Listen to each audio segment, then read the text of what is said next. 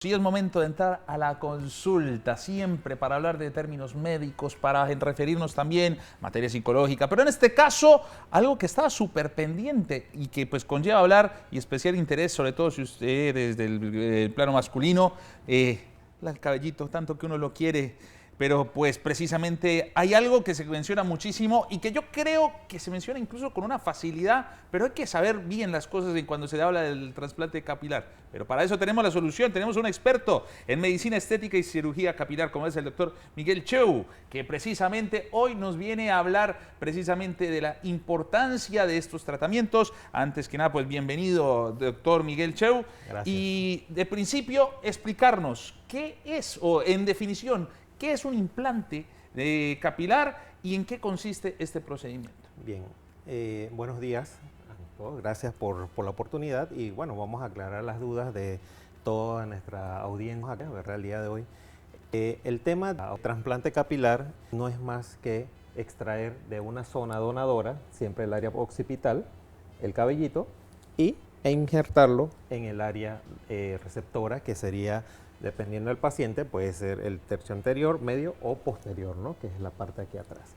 Eso ya depende de la evaluación que se le haga al paciente en ese momento y va a depender también de la capacidad del paciente en su área donadora, porque no todos son candidatos para un trasplante. Puede ser que tengas una calvicie avanzada, grado 5, 6, 7, pero tu área donadora nada más da para un trasplante. Entonces, siempre hay que hablar con el paciente, decirles cómo son las cosas y darles los pros y los contras y decirle, mira, nada más te podemos hacer 1 o 2 trasplantes, no vamos a cubrir el 100% de lo que quieres, ¿no? ¿Cuándo es el momento, doctor, el momento preciso para que el paciente se haga un trasplante capilar? Y detrás de cámara conversábamos que hay muchos jóvenes, hay muchos hombres que a muy temprana edad Correcto. están perdiendo el cabello, se están quedando calvos, hay que mencionarlo, y seguramente piensan, bueno, es que estoy bastante joven para hacerme un trasplante capilar. ¿Cuál es el momento adecuado para realizar este tipo de trabajos? Mira, el momento adecuado va a depender también del paciente. Por ejemplo, los pacientes jóvenes son muy pocos a los que nosotros le hacemos un trasplante. ¿Por qué? Porque hay otros métodos no invasivos en donde podemos estimular el folículo para que empiece a crecer y rellenar esa zona que está despoblada, ¿no?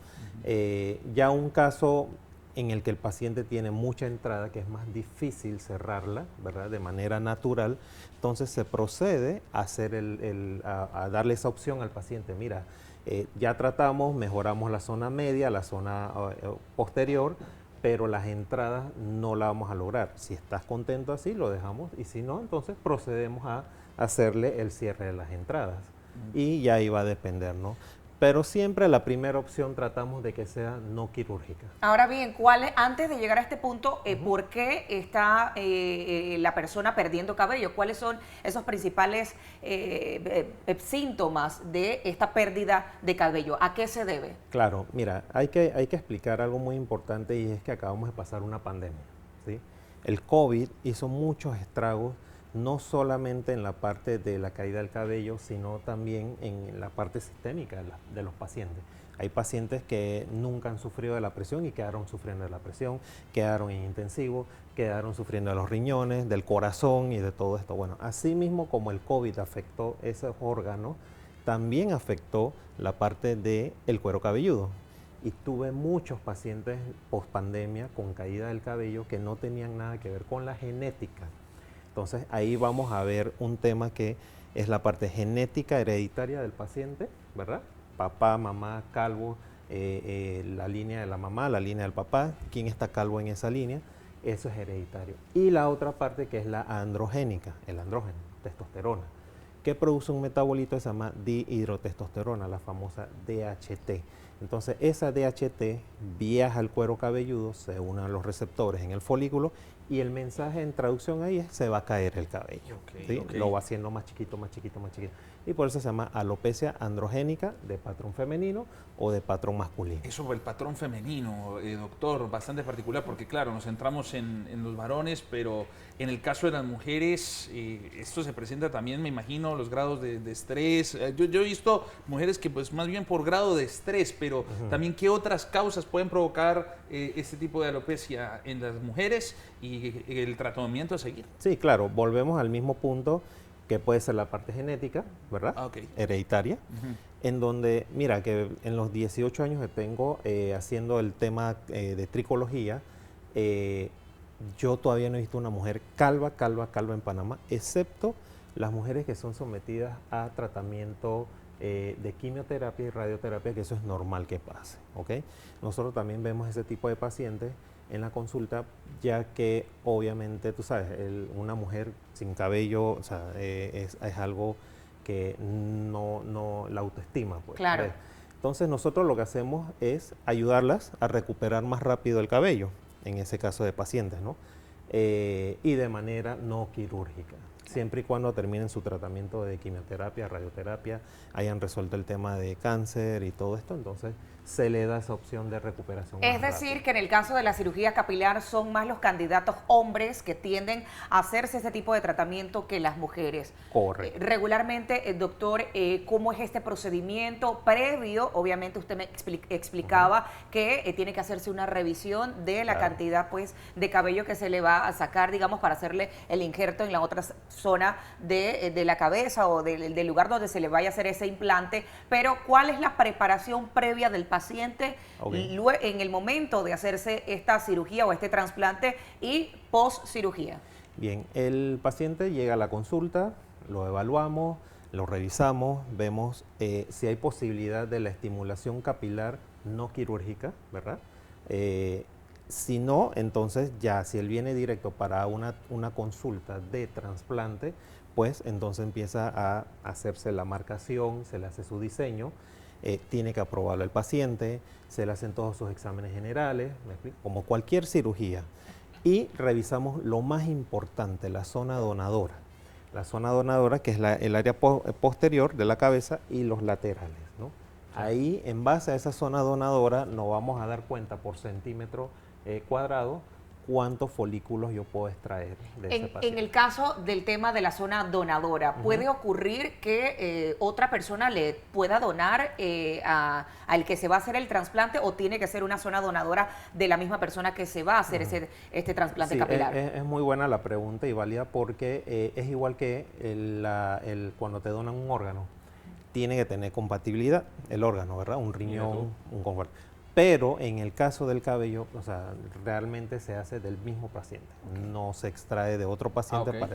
Y de ahí podemos extraer, ya hoy día existe la mecánica de si la zona donadora es pobre y el paciente lo acepta, podemos sacar del pecho, podemos sacar de la barba, podemos sacar de los brazos, el folículo para implantarlo. Obvio, claro, el cabello de aquí, del pecho y de la barba no es el mismo que el de la cabeza. Yo pienso del pelo y de la barba así, ustedes me ven y yo digo como que debe doler un poco. Bueno, se pone anestesia. El tratamiento, yo creo que algo que priva a muchos varones, incluso en este tema, es si duele, si tiene que ser mucho cuidado, el tratamiento a posteriori de todo esto, doctor Miguel. Mira, la recuperación real de todos mis pacientes a los que le hemos hecho trasplante es en 24 horas no pasó nada, como quien dice, ¿no? O sea, gracias a Dios sí pueden haber complicaciones, pero son muy pocas las complicaciones y tiene que ver más que todo con el tema de anestesia. Al momento de la cirugía, obviamente, se le duerme el área donadora y luego el área receptora. Entonces se maneja con anestesia local. O sea, no es algo que el paciente reciba una anestesia general, esté dormido. El paciente está consciente en todo momento. ¿Cada cuánto tiempo debería entonces el paciente regresar a la consulta? Porque entiende, doctor, que este es un tratamiento que va por algunas fases. Claro. Al momento de terminar la cirugía, vemos al paciente 24 horas, o sea, al día siguiente lo reevaluamos, que todo esté bien, ¿verdad? Y de ahí, entonces le vamos dando seguimiento cada 15 días, completando un mes, y luego del mes, entonces cada 2 meses. Doctor, algo que resulta clave, como lo decía al principio, a veces se habla con una espontaneidad y ahora en redes sociales sale cual influencer, cual TikToker a dar tips que te mandan ungüentos, pero y más delicado en su área, doctor, es el tema de hacer un tratamiento realmente certificado, realmente... ¿Cómo identificar precisamente estos mercados negros y cuáles son los riesgos que pueden implicar precisamente hacer algo así sin el monitoreo adecuado? Claro, mira qué buena la pregunta y es importante el mercado negro. Como está el mercado negro de las cirugías plásticas, sí, ¿verdad? Está el mercado negro de los tratamientos estéticos. El trasplante de cabello no se salva de ese mercado negro y en Panamá tenemos mercado negro. Hay médicos que vienen de afuera y no son idóneos en Panamá para hacer. Y no pueden operar. No puedes, o sea, por ley no puedes. Tú puedes venir en calidad de tallerista, en calidad de hacer un masterclass, pero hasta ahí. O sea, tú no puedes venir en calidad de operar un paciente. Entonces, ese mercado negro hay que irlo eliminando poco a poco, pero ya eso depende de cada paciente y de la población, ¿no? Que nos apoye en ese sentido porque... tienen que saber quién los va a operar. Claro. ¿Ves? Entonces, para no correr un riesgo. Doctor, claro, técnicas modernas y seguras, porque así como existe el mercado negro, también el televidente tiene que saber que existe la seguridad de profesionales que se dedican a esto con técnicas modernas, todo lo que tiene que ver con tecnología avanzada y por supuesto con esa seguridad de que una persona idónea para este trabajo. Claro, dentro de las técnicas para la extracción o el trasplante capilar, ¿verdad? Existen, básicamente son 3. Una que ya está en desuso, que es la famosa tira, que te sacan una tira de la parte posterior, un pedazo de piel, ¿verdad? Se llama la tira, y de ahí sacan los folículos.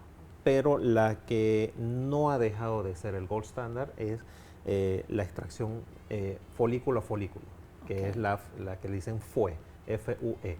¿Sí? Follicular Unit Extraction. Entonces, esa extracción se hace pelo a pelo y se injerta pelo a pelo. ¿Sí? Está la robótica, que si bien es cierto, hoy día tratamos, ¿verdad? Con la IA, el robot aún creo que le falta un poquito más al robot para poder proveer esa experiencia que las manos de un médico pueden lograr, ¿no? Bueno, que mientras mantengamos todavía las manos humanas en esto, doctor, sí, por supuesto. No, sí, y sabe que me parece bastante gratificante, doctor, porque se ha mencionado bastante que mucha gente acude afuera, ¿no? Que tiene que viajar a latitudes, a Sudamérica, incluso se habla de Turquía como una de las grandes potencias, pero me imagino que dentro de toda su preparación, doctor, y ya para ir como en esa conclusión, es que independiente de esa preparación por fuera, que la gente, sobre todo televidente a esta hora en la mañana, sepa que pues en Panamá pues se está instaurando de verdad una buena camada de doctores especializados en el tema. Correcto. Mira, me hubiese gustado comentarle un tema de Turquía precisamente. Un niño porque le digo, tenía 24 años y este caso ha dado la vuelta al mundo.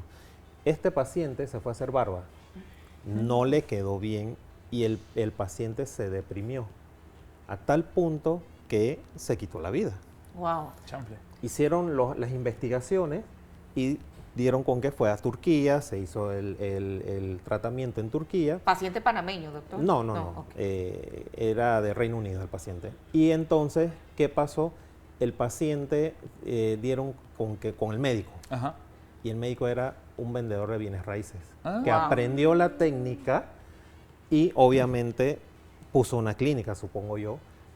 Y bueno, ahí fue como lo agarraron, pues. Doctor, ahora que usted menciona esto de la barba, incluye este tipo de trabajos que se realizan, además del trasplante capilar, se están haciendo los panameños también, algún tipo de trabajo en la barba, aquellos hombres que les encantaría tener barba, pero lastimosamente pues no le sale este pelo en esta zona del rostro. ¿Se está haciendo también en Panamá esto? Claro.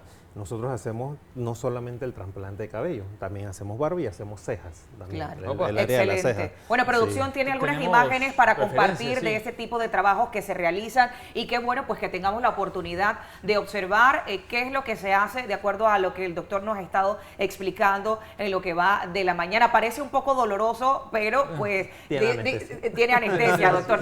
Y Sí, una tiene cosa anestesia. importante, al final yo creo que lo que más quiere saber el paciente es cuándo voy a ver el resultado. ¿En Claro. qué tiempo voy a verme con la cantidad de cabello que quiero? Claro, eso es normal en todos los pacientes, tener esa ansiedad de ver los resultados. Mira, una de las técnicas modernas hoy día también es el trasplante de pelo largo. O sea, aquí en imágenes estamos viendo el pelo que está prácticamente en máquina cero, ¿no?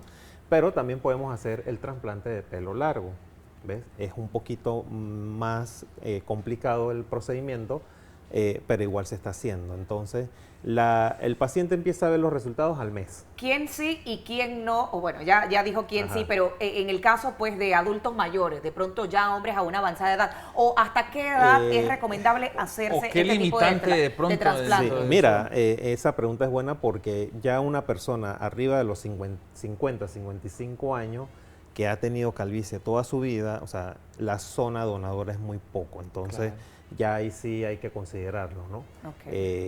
Pero sí, el target siempre va a estar entre los 30 y 50 años en nuestros Me está pacientes, haciendo el ¿no? guiño el doctor. ¿Tiene algún Miguel, tipo Me está de haciendo el guiño. doctor, tiene algún tipo de injerencia, una persona que sufra de diabetes, alguna enfermedad crónica, que tiene algún tipo de Mira, injerencia no, con esto? nada como toda cirugía, Ok. nada de eso es una contraindicación siempre y cuando el paciente esté debidamente controlado. Un paciente diabético tiene que estar controlado, Claro. por eso se le hacen todos sus laboratorios generales, ¿verdad? Ok.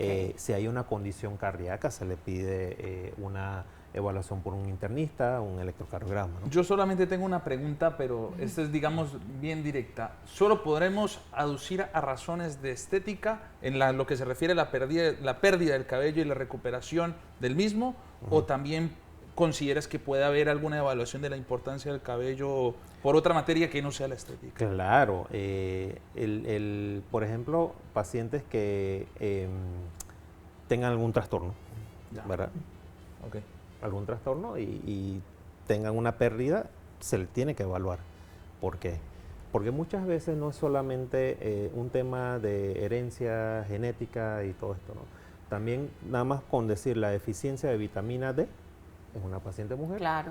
tú repones esa vitamina D y se deja de caer cabello. Bueno, por allá en el máster muchos caballeros quedaron interesados en el tema del trasplante capilar. Doctor, para que nos diga sus números de teléfono, redes sociales, aquellas personas que están interesadas en el tema. Claro, nos puedes encontrar en Panama Clinic, Panama Aesthetic se llama el consultorio de nosotros, y ahí están los contactos. Aquí abajito en pantalla está la cuenta de Instagram, @Dr. Miguel Cheu, y el número de contacto 6375-9064 para aquellas personas pues que están interesadas en todo lo que tiene que ver con medicina estética y cirugía capilar. Gracias, doctor, por acompañarnos Gracias, doctor. el día de hoy. Gracias.